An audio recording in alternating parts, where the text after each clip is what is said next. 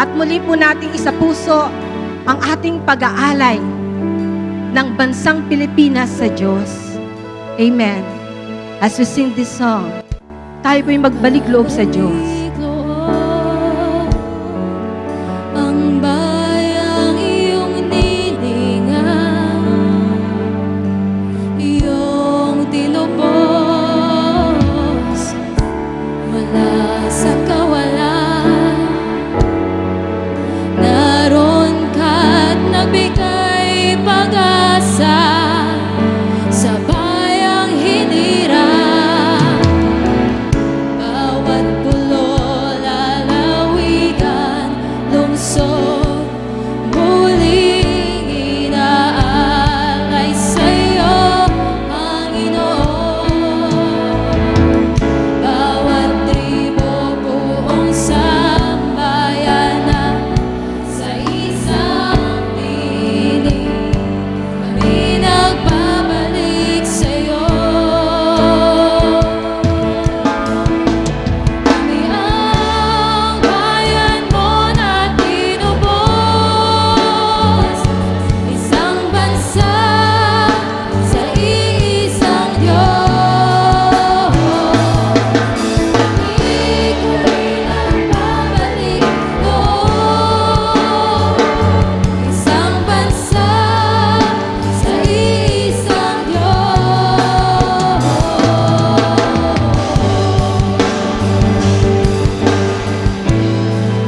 Aming alay sa'yo.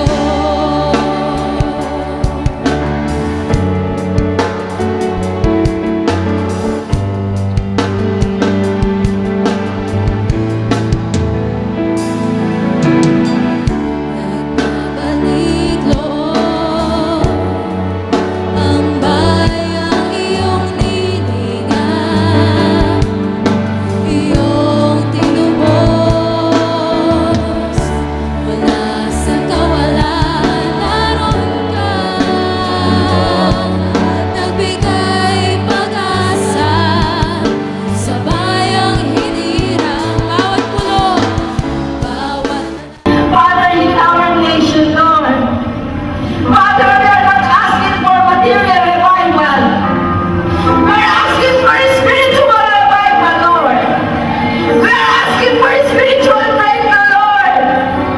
You have blessed the city, oh God. But we want your visitation, Lord. We pray for your visitation, Abba. We pray, oh God, for your mighty move in this city, oh God. We pray, oh God, that you destroy the spirit of lawlessness, oh God, in this city, oh God, in this land. Father God, establish your standard, oh God. pulo, lalawigan, lungsod, muling inaalay sa'yo. Sa'yo lamang, Panginoon.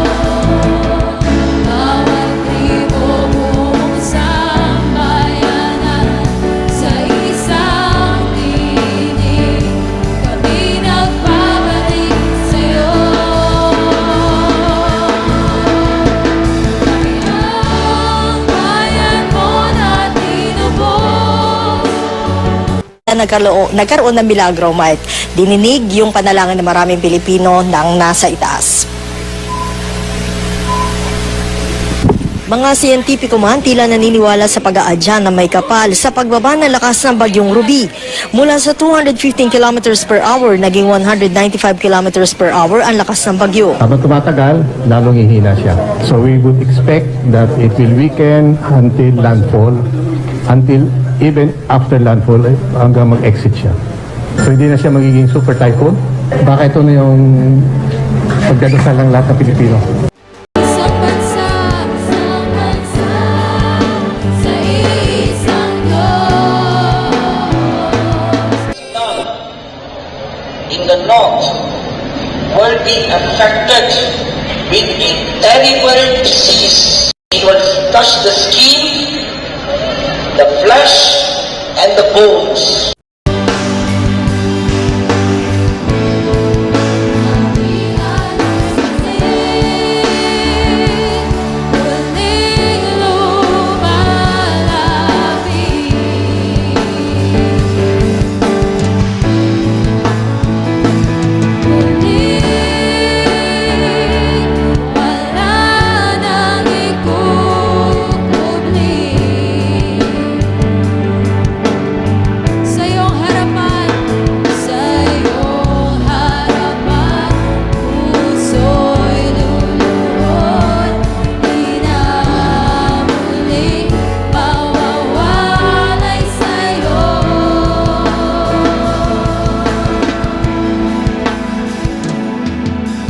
over 300 millimeters of rain in the Philippines before tearing through the South China Sea on its way to Hong Kong.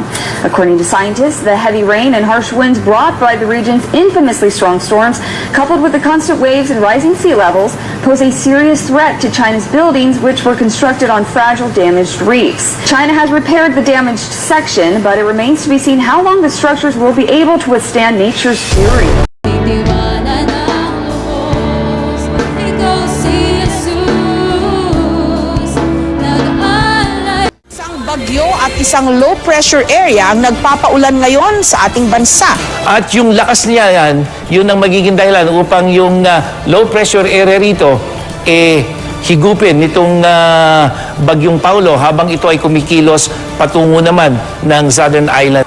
Tama ho ba, mas mabuti na mahina itong LPA dito sa left of the map, no, ng inyo pong mapa? Kasi pag malakas yan, at kung mahina po yung LPA, hinigup siya nung bagyo, nitong si Paulo. Pag malakas po itong LPA, baka hilain niya, papalapit sa lupa. So sa ngayon, things are looking okay.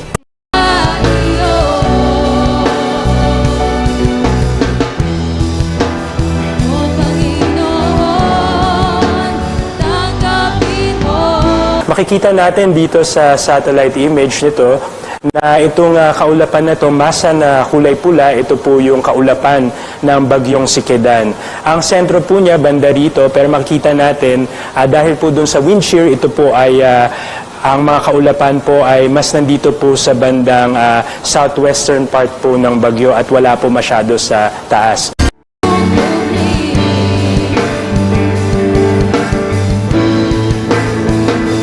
Sa iyong harapan, puso'y lumuhod, di na muling mawawalay sa'yo. Sa hanging dala ng Typhoon Mangkhut sa Northern Mariana Islands, tila mabubunot na sa lupa ang mga punong ito. Halos mag-zero visibility na rin dahil sa lakas ng ulan.